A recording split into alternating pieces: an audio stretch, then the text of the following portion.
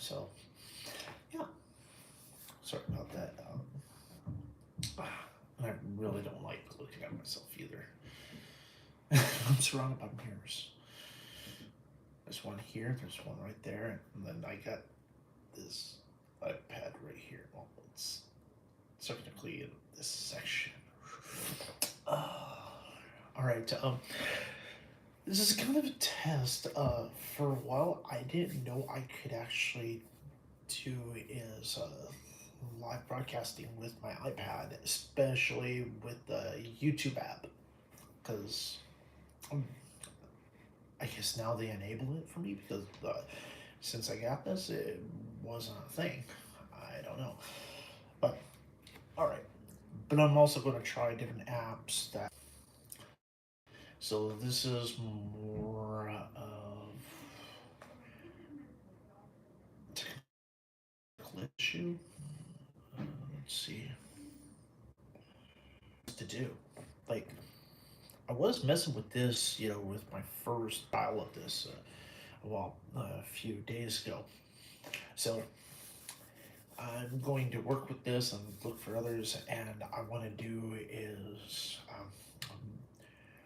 do live feeds like I did before, which I was drawing. Yeah, of course, I was in a library doing this because I had better internet there. I happen to be in a Motel 6, in case if you didn't recognize the god awful, paint job. I mean, it's not like patchy or anything, it's just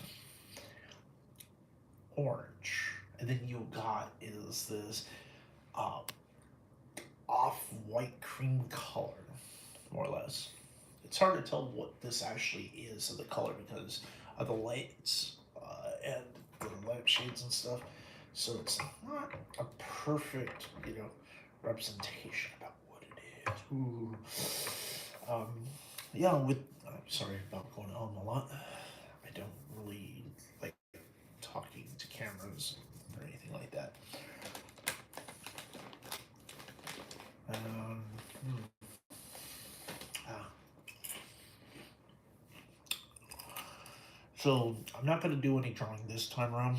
So it's more like telling you that what I am doing, more or less. Let's talk about a few other things.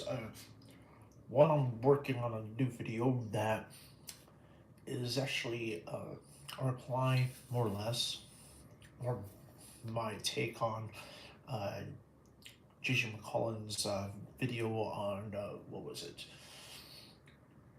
The two types of teaching, such as fact-based learning versus general skills. And now, since he read a Desiree or something, or an essay or whatever, I forgot what it's called. I have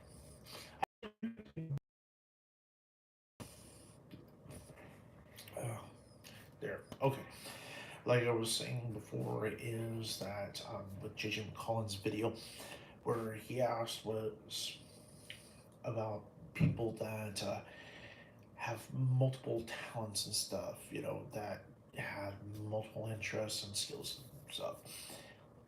Because usually the idea is that we give this concept of genius and specifying that, let's say, a doctor who has skills. This was from another video that I saw that was kind of in line with, J.J. McCollin's like fact-based learning.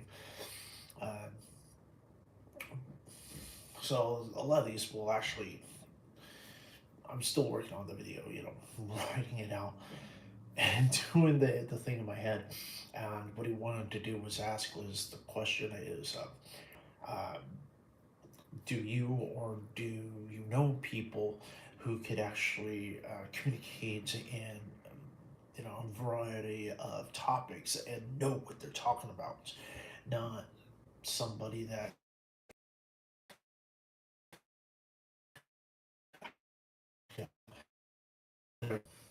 I really hate the internet with Motel 6 because it's cutting out on me, or at least this one is.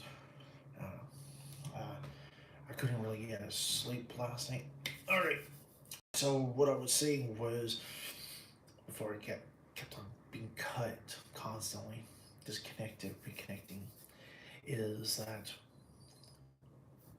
Uh, do I know or am I somebody that can talk on a range of subjects that I happen to know? Well, the thing is, like, I know, well, okay, like I was saying, I know quite a bit about topics that I talk about, but I'm not in the delusion that I am a complete know it all and expert on every subject. I tell people that if I get anything wrong, check it out. You don't have to argue with me because I really can't stand when people argue pointlessly and then we checked it out and everything they're trying to cite is just from lies, BS, such as like somebody telling me that the coronavirus is a myth. There's no such thing, or that the world is a snow globe and we're on a flat plane and just with a crust around of ice or something, but we're in a snow globe, but there is no space outside, and all the stars and stuff are just things stuck on that outside. Stupid things like that that make no sense. Uh, but yeah, I am smart enough to realize I know about a topic, but I'm also smart enough to realize that I know when I'm wrong about a topic, so I know the facts about what I say, and other things I don't know, I say I don't know. I'm not too sure about this, but I can do is defer about you know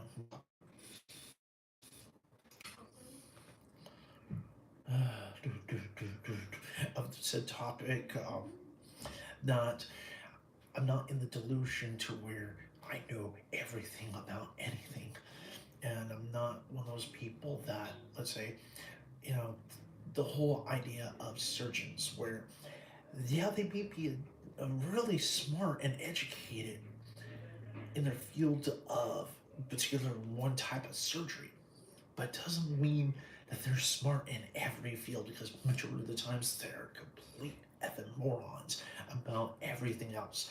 That's why it's not good to have is a surgeon to be a politician, or you know having a politician to do anything with about the taxes, because majority of politicians, they are pretty wealthy, or at least this is how it is in America. They're pretty wealthy, and they can afford people that actually have knowledge within the legal system of taxes, as it were, and how to uh, get around the tax code so they can pay as less or nothing at all. It doesn't mean that they're experts in said field. They just know a guy that can help them get away with the loopholes. Doesn't mean they know them. And yeah, Elon Musk is not the smartest man in the world because if he was, why the hell is he tanking Twitter? How can you screw that up? I have ways of making Twitter um, viable, but the users are going to kind of hate it, but will accept it anyways because of their Twitter addiction. So, okay. Um, and then the other thing that J.J. McCollum, sorry about the tangent on this, uh, the other thing is that, man, I forgot what the rest of the other question was. Uh, oh, what kind of education that you had? Was it schooling? Was it facts-based learning, or was it general skills? For me, in all the different schools I went to, from kindergarten all the way to graduating of high school, and also going to college, especially in the U.S., it's not like this everywhere, and take as it will. All right. For my education from grade school going on, in America, we kind of, or at least when I was growing up, we kind of blend the two kind of concepts together of learning. Okay, um, the whole concept of general skills, we didn't really call it that. We had was like social studies, and we had was critical thinking, but it's not the the crap that is going on nowadays. This was more on critically analyzing what is factual and what isn't. But not to do is go, you know, go into a bias where even if you don't understand the topic well enough or at all, and it is conjecture to what you do know, because a lot of times you don't know enough about said subject to actually know, especially if you're younger or heavily uneducated in the said field. We usually did was uh, check newspapers for grammar, and we were always told to do is like with facts checking and stuff is actually look up the sources if they applied any there, and then actually go through multiple other sources to find out the rest of what is being told. You know, is this a filtered lens from the reporter, or it's usually in America, it's usually the station and the reporter and the corporation that owns them that wants to tell a certain narrative. There's certain political bias, as it were, instead of just hard facts. Here are the people that are the players of it. Well, that was how newspapers were in America in the 1800s until one of my ancestors kind of fucked it up. Yeah. Yes. Um, that's kind of funny. Too bad that a lot of the descendants of one of my ancestors, they don't know that I exist because they don't know the history of the whole thing with the funeral, and the older heads were at the time mainly man, because they decided that the women folk are not legitimate enough to be heirs. You know, yeah, they were born with the last name, but they don't get shit as it were. It was kind of a really effed up time in the early 20th century. Still is kind of way. Then they played a little game called Hide the Will, where every single member of the members came out and said that with a will that specified that they own everything. It's like I have the full, I deserve all this, all the money, the properties, the businesses. It's me. I own it. Think of every male heir, especially with the last name, same last name to this. Um, played hide the will, except my grandfather. He just specified was this: give unto me what is mine. What was due to him. If not, he cursed them. They refused, and he cursed them. And he specified that all their ill-gotten gains, they will lose it, and they will keep on losing until they paid him what is due to him. And they refused, and from that day forward, they lost everything. There's members of the family, end up insane, lost fortunes, lost houses, you know, lost a lot of mansions, lost the businesses, and it keep on screwing up over time.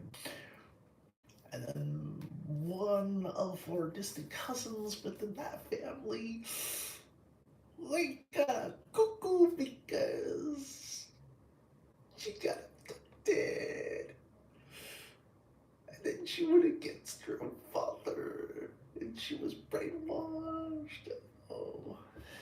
I'll tell you more later. I'll do a whole video about my whole family and this particular family, and I'll also do one on how I am also a descendant of King Kamehameha Kanui. I don't really like calling him that because it means the great, not as in greatness, but as size. All right. Um, those are kind of the. This is just rambling along, you know, going on about ridiculous topics. All right.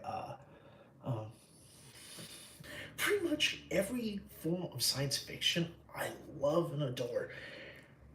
And even the stuff that is very scientifically accurate, because at the time that it was written, a lot of stories, they didn't know about how space actually worked. They didn't realize that there was no air that you can breathe in deep space, you know. They weren't really too sure on certain things, so but sound effects still existed because it's kind of a narrative thing, you know. You know, television and films and radio, you know, you have to have that sound because the space itself is without sound. Unless if you get to a body where you have enough of that atmosphere where you know the particles can move and you can create sound, as it were, the vibrations. Mm. Um, okay. Uh, I'm trying to restart my Etsy project because if you had noticed, a while back I did was a video. Uh, it tastes like snozzberries. That's the name of the video. The project was going to be is me creating items for cosplay, and I already had friends that were into cosplay.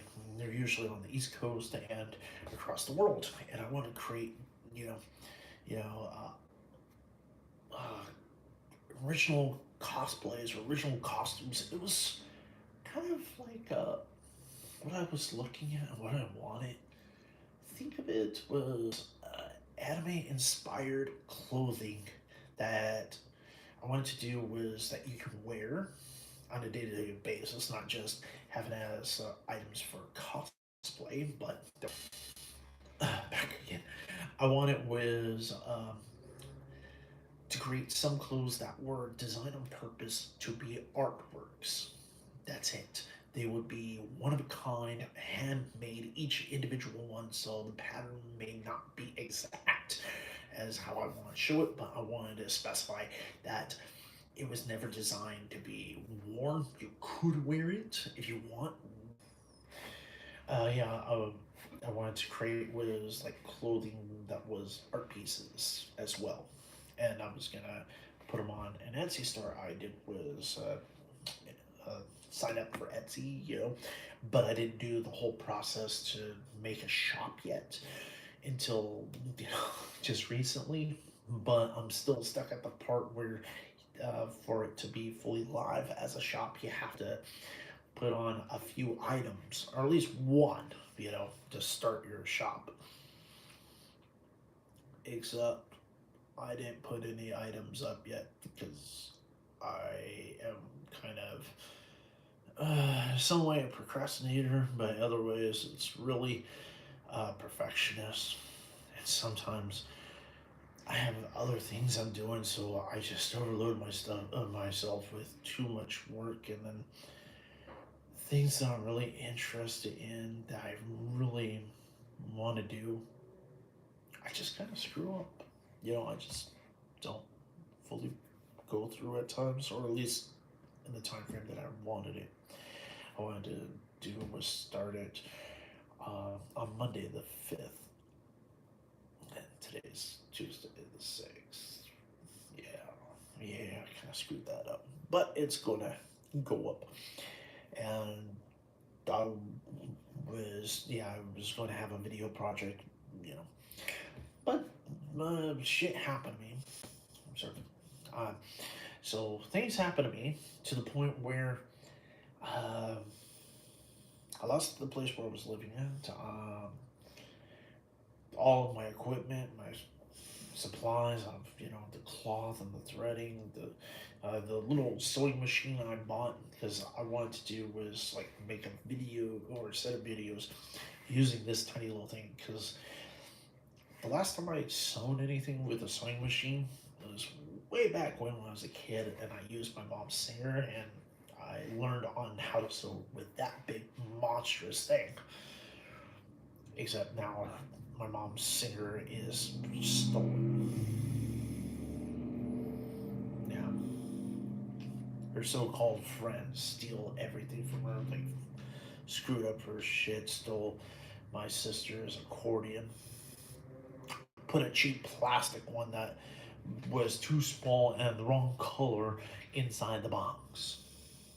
A little toy. It's like, okay, you put in a $15 toy accordion and replacing uh, something that's actually worth a few $1,000s now.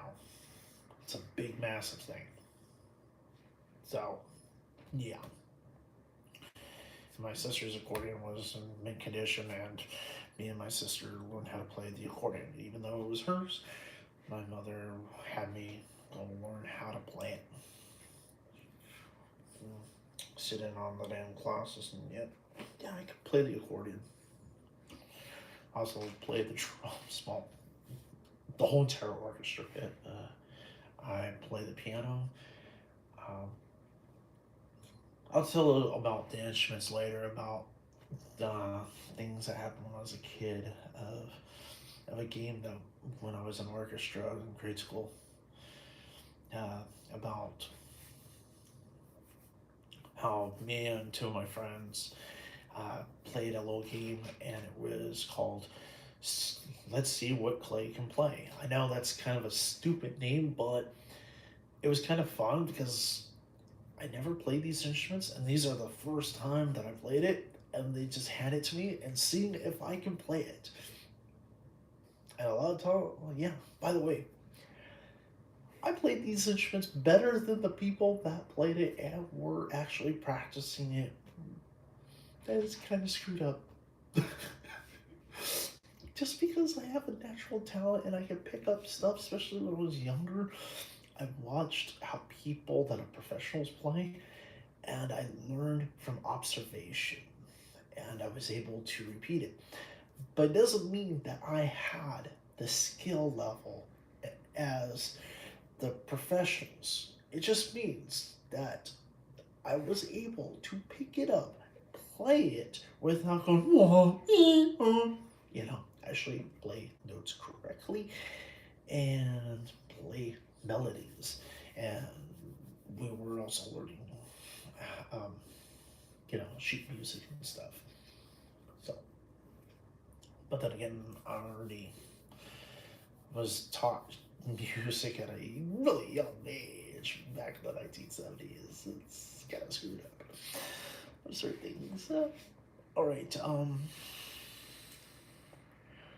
What else? What else? What else? Okay. How about this? Star Trek. Yeah. Yeah. Yeah. The thing that I was going to talk about this. This shirt. Well, it's not a shirt. It's actually a jacket. Ever since I got this, I thought it was going to be a lot longer. It does fit up to uh, my hips, as it were.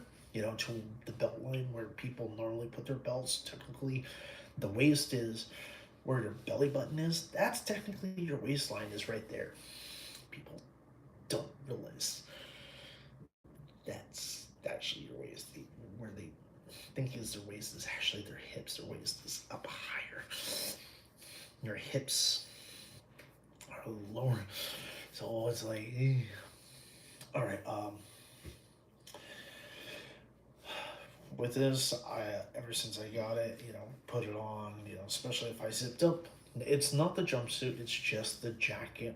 If I I happen to like this particular uniform from the new series, Strange New Worlds.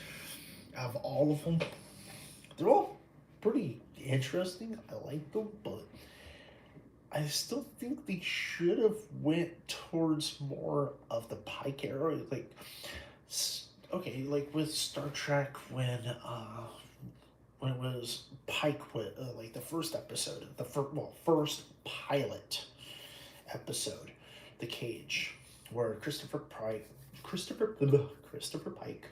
was captain of the ship, and plus this takes place of him being captain for several years, and things are getting to him. He's already was on a mission that was very dire, that he had problems and lost people. We get a sense of that, of he's struggling with the burden of command, and that and you have to,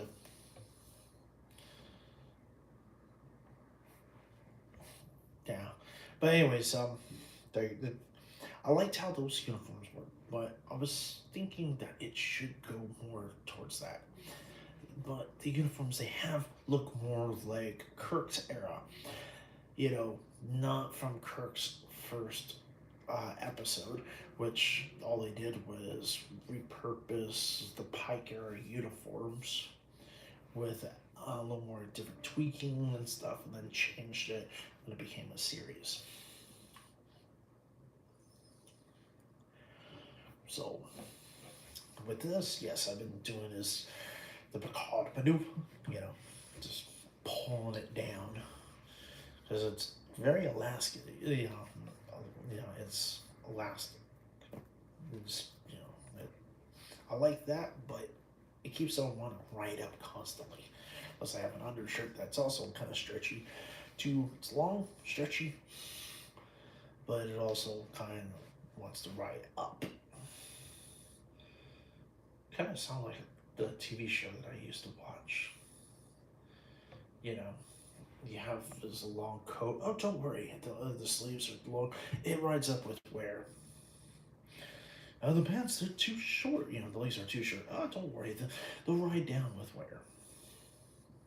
You know, sometimes your pants fall down. Seems like everything that if it's from the waist down, it rides down with wear. And if it's the waist up, then it rides up with wear. This is how things are. Not really weird, but weird enough to make you kind of question, why is that so? And then you actually really think about it, then you understand the reason why. But first get go, you're like, why things do that? Just forget about it.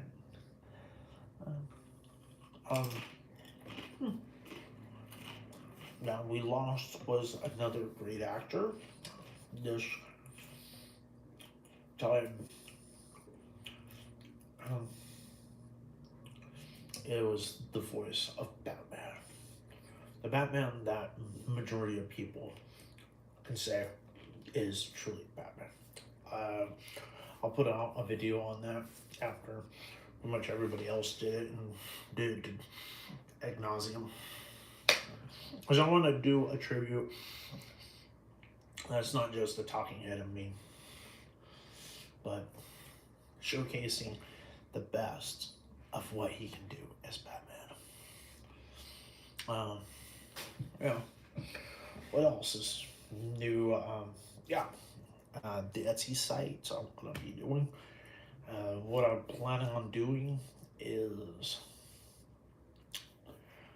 my artwork. Instead of making clothes and art pieces like that for right now, because I'm in a situation that I don't have the place or the capabilities to do it at the time, or man hours and supplies and financing to do so. I could try, but it would be at this moment very, very difficult for me to do. It's just my life is very hectic. Uh, um, but the Etsy site I'm going to do is it's going to be digital downloads, and what I'm going to be doing is um, having artwork that is going to be a high quality digital downloads, so you can print it for you know to hang it on your wall, um, you know put it in frames and stuff. And there'll be different sizes. I'll have is like collection of different pieces that are pretty much medium to small range sizes that are meant to be, you know, decorations for your home. But yeah, I would say that you could also use it for dressing up the walls within, let's say if you're doing a TV show or a movie or something like that, or it's a play or whatever. As long as the people that buy my products don't do is outright sell it or um, give it away, uh,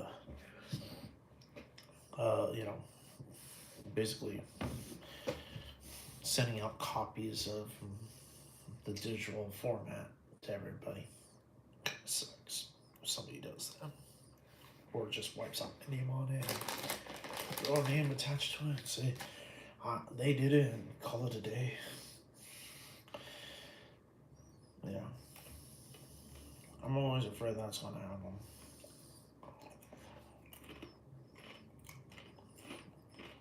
Just like years back, I heard of, well, actually from this particular actor who said in an interview that he likes going to garage sales and to um, art expedition, well, like college and university art expositions, and and there's sales for student artworks, because he likes to buy something that is really good that he likes, and then he does is wipe out their name and put his name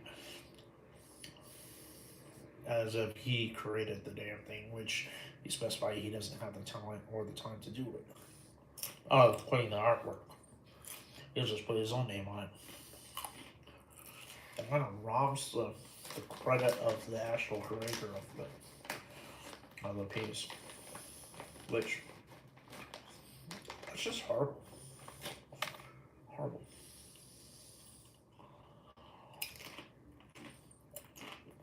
It's like how I did was decided to wipe out their stupid name that was in the credits and put my name, you know, instead of like you credited for doing art and shit. No, it was me, not you. Me. I was doing that part. You know, wipe out everybody's credits and put my own name as every goddamn credit.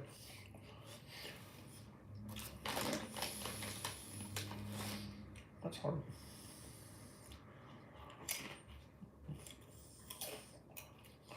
Even if it's a student film, that's horrible. Taking credit for something that you didn't do, not good. All right.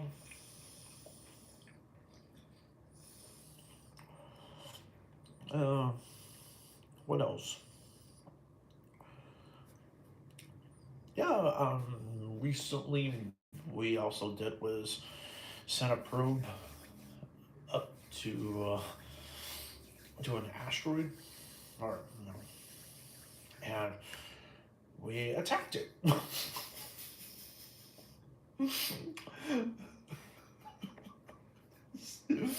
Success! We smashed shit into him. It is a success. We.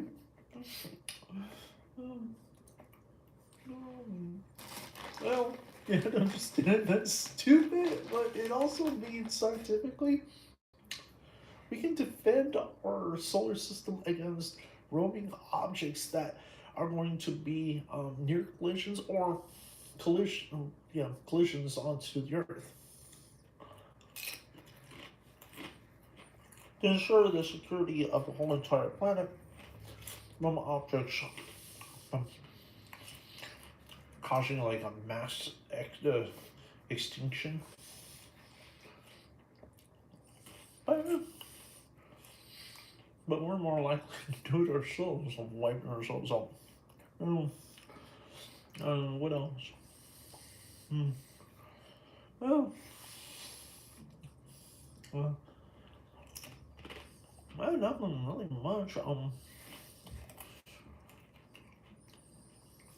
I haven't really been watching TV or anything, so I don't know what's really going on, except what I watch on YouTube of the media and stuff.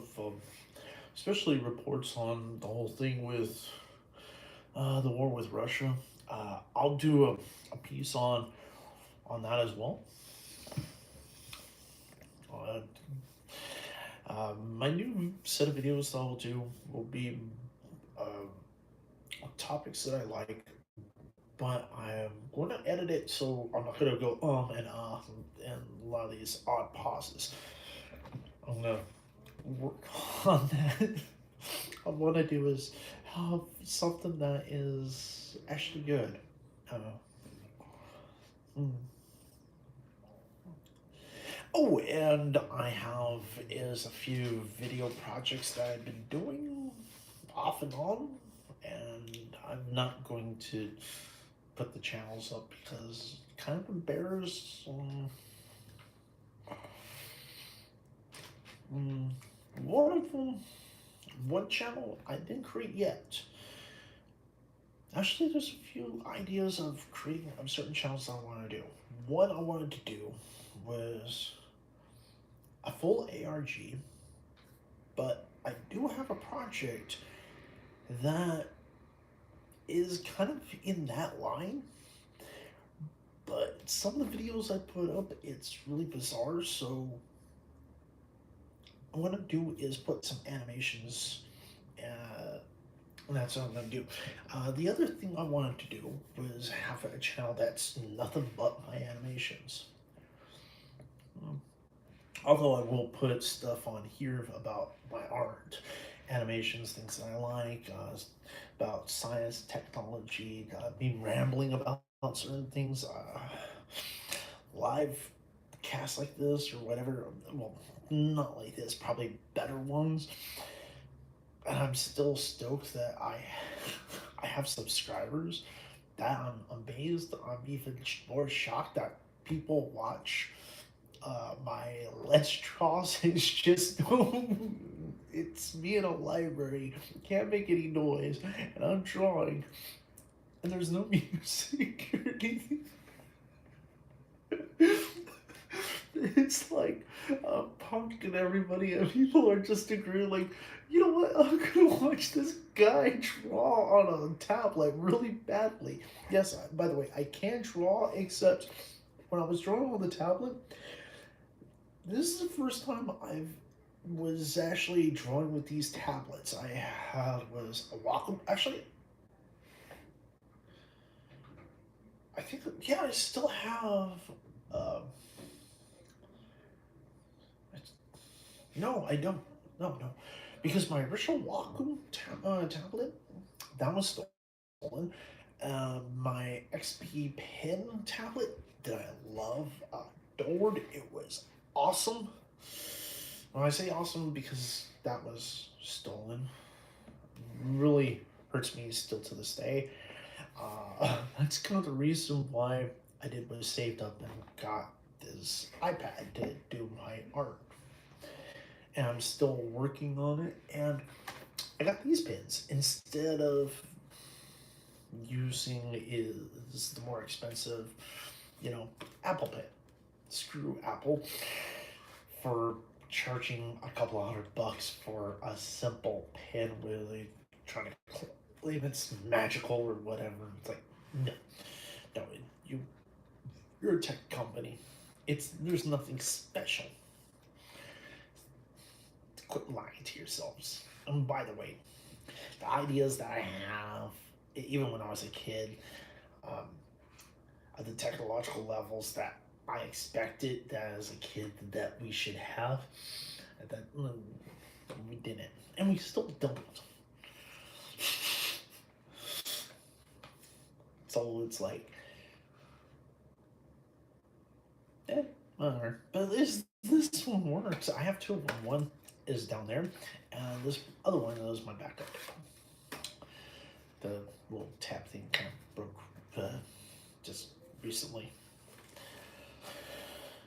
Yeah. All right. So with those drawing videos, I'm still surprised people watched them.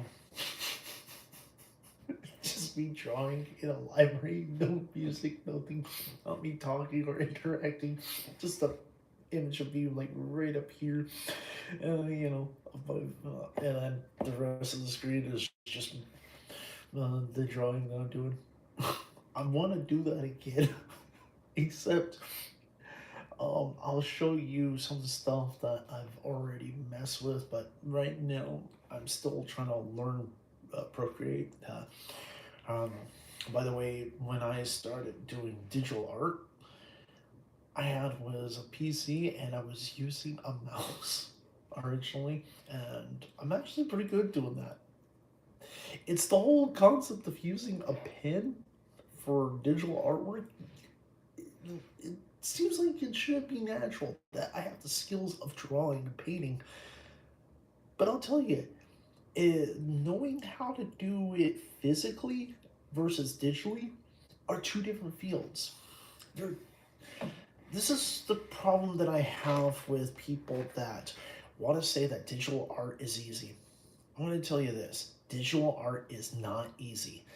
Once you learn and master the skills necessary to do it, when you become really good, then to you it's becoming like second nature, and it is really easy until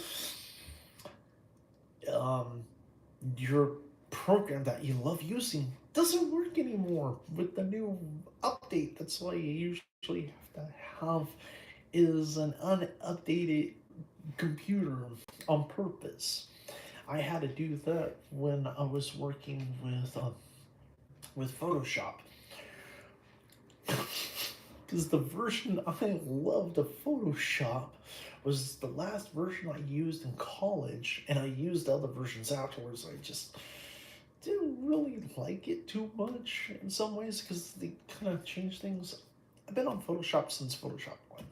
I love GIMP because it's like the free alternative of Photoshop. It was the same things, as it were.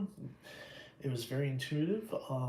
I started with digital art was, if you think about it, the first drawing that I did in art on the computer wasn't Photoshop or anything. This was back in the really early 1980s.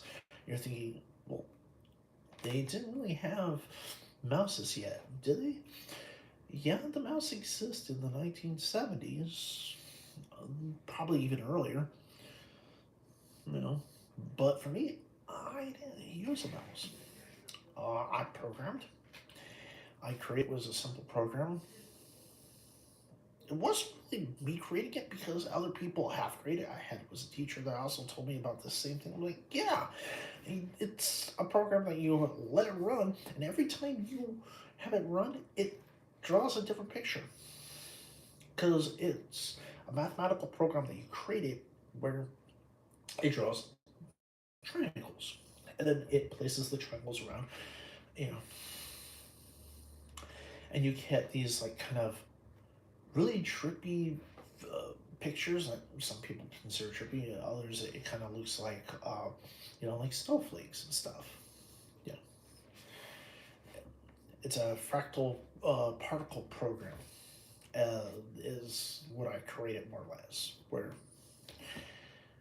it just is a mathematical process of placing of these triangles, and it rotates and places them on the screen and whatever. So, anyways, you could say that was the first things I did of drawing on the computer. And then let's go into the 90s. That's when I was, the next thing I did was CAD, and I was in drafting class.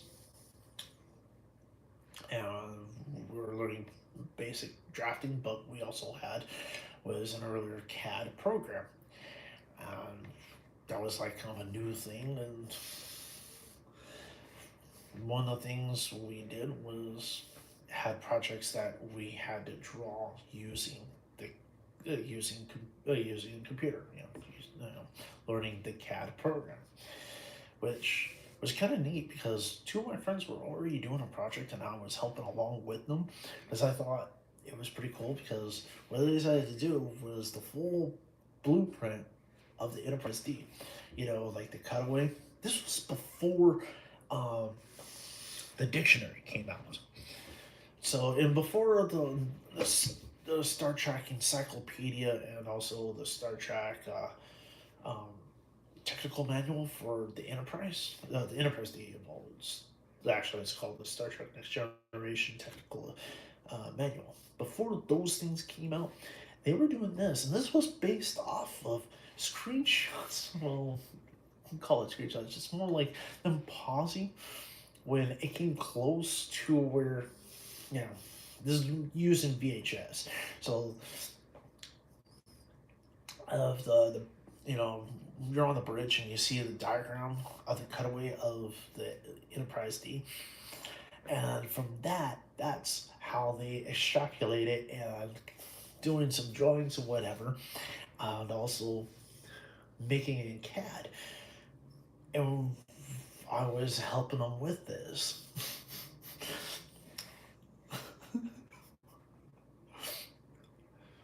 Like knowing where the toilet was and all the other little things. Mm. But it was kind of cool. Uh, I They finished it when they became seniors. I graduated before them, so it wasn't completed during that. But when I was going to college, when I did was uh, computer graphics, CGI programs, using 3D Studio and 3D Studio Max. 3D Studio Max was a GUI program.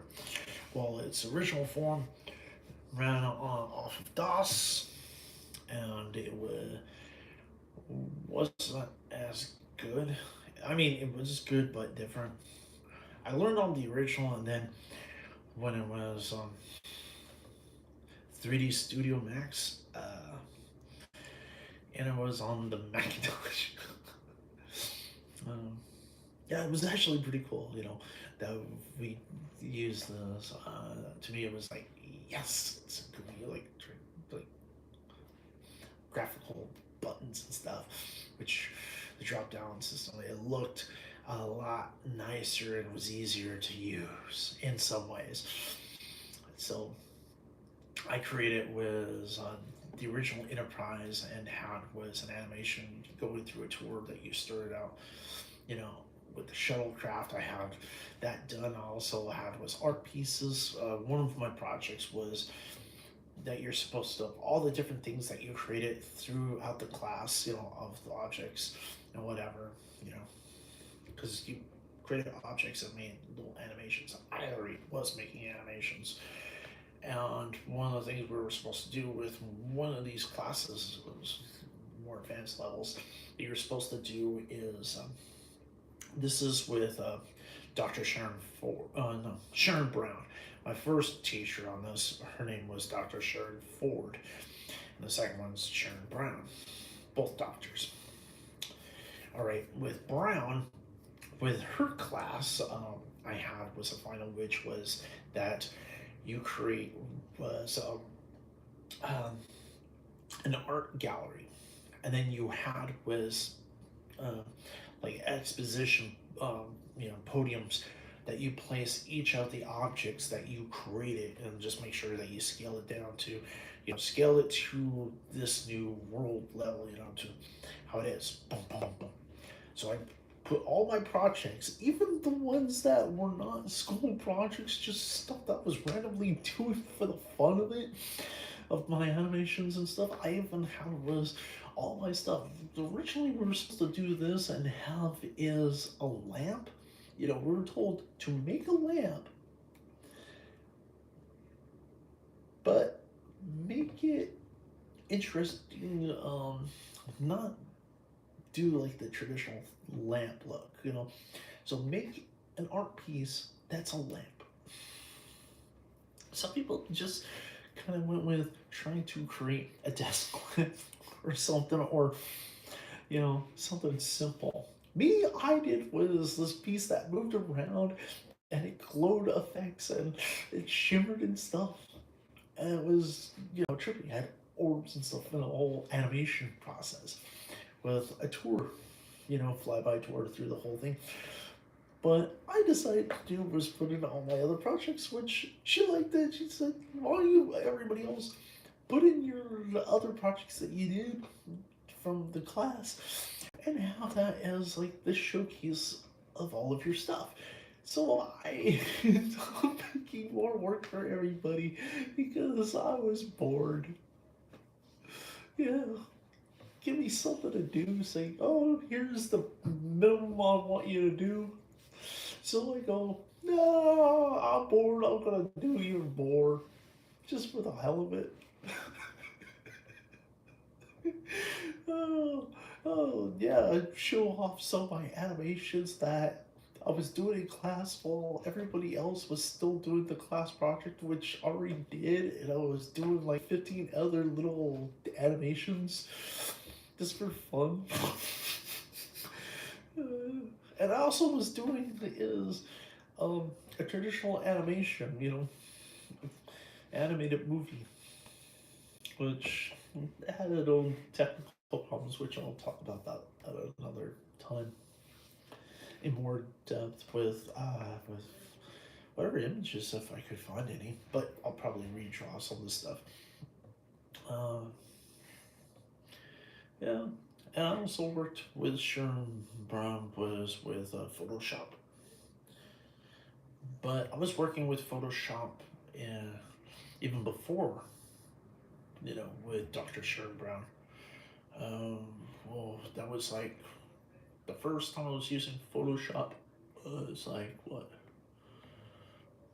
94, 95? I think it was 94. Yeah, I think it was there.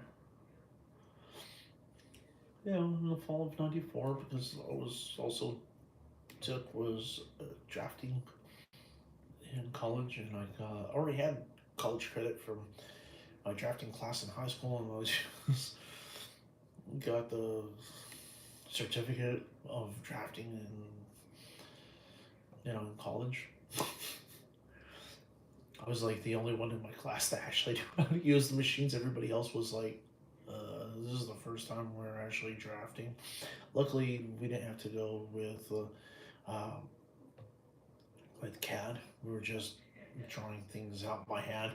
But most of the people were really, shocked because on two things really. One is the blueprinting machine because they've never used one, never saw one. I had one in my class in high school. Well, it's not mine. That's the one I used, and I was taught how to use it. So I was the one that was doing everybody's blueprinting and trying to teach them how to do it. It's like I tried to tell her, it's like months ago I was doing this when I was in high school, and she's like, "What? Yeah, it's the same process, a little bit different machine, but I mean, same kind of machine, the same blueprinting. Well, it's a blueprinting machine, yes, but where certain things are, they weren't exactly located in the same way, but they had was the same thing with the toners and whatever, the chemical, the jar of chemicals that you use for it and stuff. I'll go through with details on that. Maybe I don't know. Well, anyways, yeah. Yeah, I was working with that. Now I am working with Procreate and also with with Medibang, which I happen to like Medibang, but trying to use it on the tablet, I used to when I was on a computer, you know. Then I used it on a laptop using a mouse, and I also was the pen. That's where most of my videos was using the XP pen with it mainly. Um, I'm actually quite good at it. Not great, but because I wasn't really trying very hard with those videos of drawing. It's more like, let's see what I can do in a short amount of time as quickly as I can, Get the gist. It was more like just me just fucking around. And yet I got views on it. And I'm gonna do it again. And I'm gonna do it better. I'm gonna do it is record myself, drawing using Procreate and editing it to be a lot better. But I'm not gonna do is speed it up. I'm like, no. What I really hate is about some of the digital artists. They go back constantly. They make a line and go back, undo, draw, undo, draw, undo, draw, undo. Like, fuck. It's like you're not confident. That's what it feels like. But I understand why they do this. For me, I'm just like quickly drawing out, fuck it. And then when I'm like doing my final, it's like doing the actual drawing. If I screw up, screw it. I am going back over that, and I'm not going to undo anything. I'm going to go up with a fine point eraser tool and erase along so I can smooth it out better. Instead of trying to go undo, like screw that. I'm going to do it as if I just have a shaky hand and I draw while I do have a shaky hand at times. Just like what I would do with actual drawing. I did get was the screen protector that every digital artist have been getting, especially with the ones that use iPad. The paper-like. But I got one that's very similar to it. And I haven't even opened, well, I did open it more or less. Comes with, the pad where, scraping it down so I get the air bubbles out. And yeah, that's just the plastic at the bottom that's blue. But it actually becomes clear, and it does have that kind of paper-like feel to it.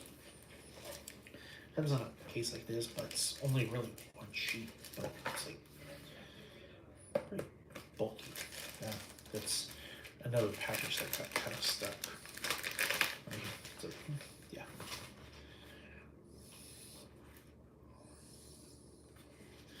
For the iPad, 10.2, the screen resolution, or screen size, really. Which actually does work on this. Like, yeah. So, yeah. I'm going to try this out. I haven't, I should have. But I gotta do is clean this screen up because I haven't been using it and touching it. Luckily, no scratches. Clean off. Some other things.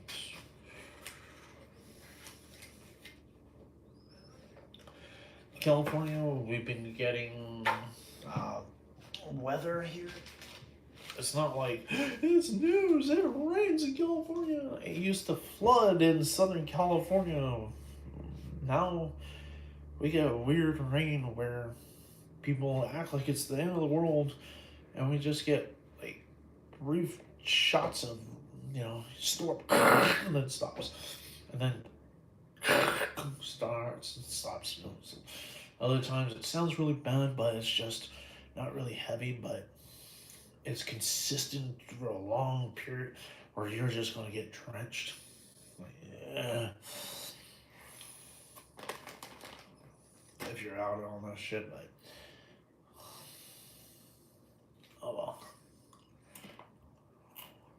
So, yeah. Um, haven't been really feeling good, not because of COVID or anything. It's just due to stress and what I'm eating. And I don't know what this. It's more like I've been eating some dairy and now it's not doing me too good. By the way, this is the taco flavor. There's no number, but yeah, this is a retro bag. This is actually how Doritos used to be when I was a kid. We had always, when I was a kid, I had always this taco flavor bag. Still had the same design like this, but it had was, so this had, it was the regular Doritos, the nachos one. I would just say nacho cheese. Yeah. Yeah, this is taco flavor, but it would have nacho cheese, it would say there. Right there, but it would show the picture like this on the side, tortilla chips. Doritos! Before they started looking like these bags, then we had was Cool Ranch, which Cool Ranch tasted different when I was a kid than it does now. Could be in two things. One, I noticed definitely it was the actual taste, you know, because they changed the formula. And two, supposedly I lost taste buds over time. My receptors of tasting has diminished. I don't know if that's fully accurate for being at this age, but a lot of people, it is. That's kind of the reason why that when you're older, you like things with stronger, pungent tastes than you did when you were a kid. Reason being is that it doesn't bother you as much because you need the stronger flavors to be able to taste the damn thing or it becomes bland. It tastes too bland. And when you're a kid, you like things more sweet. But depending on how you grew up, you usually like it really sweet, really sour, or really spicy, hot as F. Usually that hotness, you did that, and same thing with sour and tart. It wasn't because you really enjoyed it. In the beginning, it was more of punishing yourself, and you do this to other kids that never tried it, just to screw with them and see what they think of it and how they react when eating such things. Just your family probably did the same thing to you. Give you spicy shit and see you just like my mom did to me when she fed me rum balls. You know, one Christmas we had those chocolate balls, those off by the fireplace, you know. And I didn't know there were rum balls. I knew what rum balls were. So we made stuff for Christmas. And this one year, you know, these chocolate balls were out. Yeah, I went and grabbed one. I ate them like, and it was a really strong rum. And this wasn't like using rum flavor. No, this was hard liquor. This was real rum. You know, a really strong spice rum. I did not like the taste. I still don't like the taste of rum. I'm like, spin this out. Like, what the fuck? My mom laughed and my sisters didn't understand. It's a rum ball. Why the hell did you tell me you knew? She thought it was funny. What, you getting your kid drunk on chocolate? No. She knew I wasn't It's kind of funny now, but I was kind of pissed off. Just like when I was a kid, I bashed my dad in the face, punched him really hard because he scared me, sneaking up on me with a mask. I hit him hard. You know, fight or flight. And when he took off the mask, he was bleeding. And since he was laughing at me, it pissed me off further, so I punched him some more in the face. I'm bleeding, continue laughing. A little fist of fury just busted up my dad's face. After that, he never bothered trying to successfully scare me again in that way. It's like I will hit you. If you try that again, oh man, I will hit you. I'll pop you in the face. I tell you, my fists are bigger and harder now. They hurt a lot more.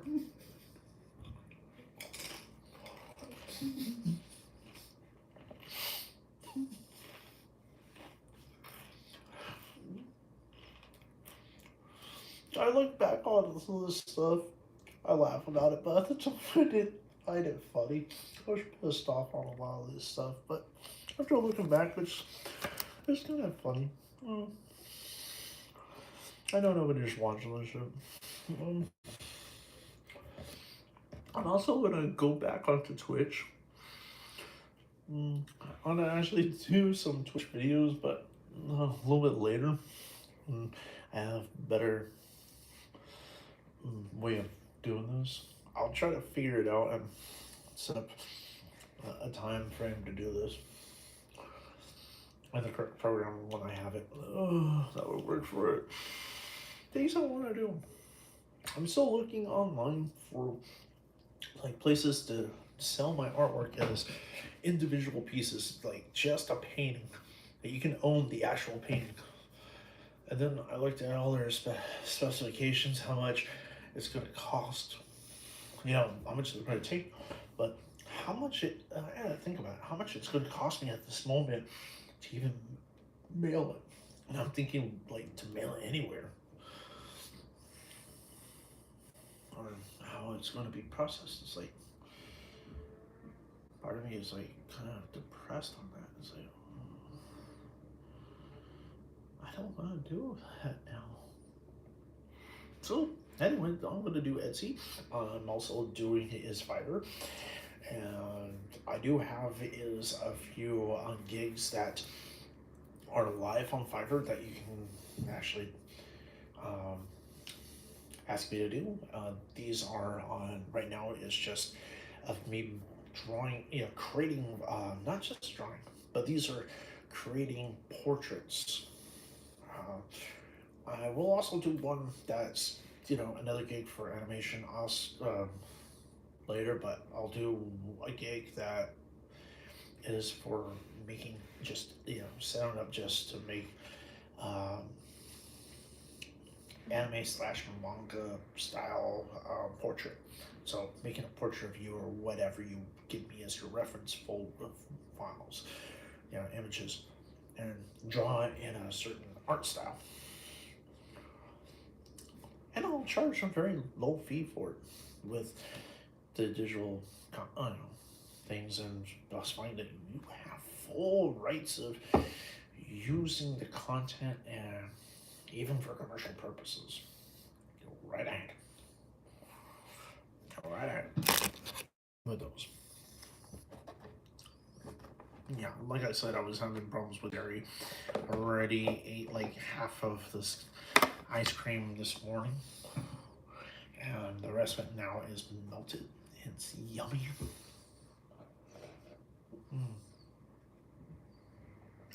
Still cold, by the way. Not ice cold like it was earlier. Giving me a headache. But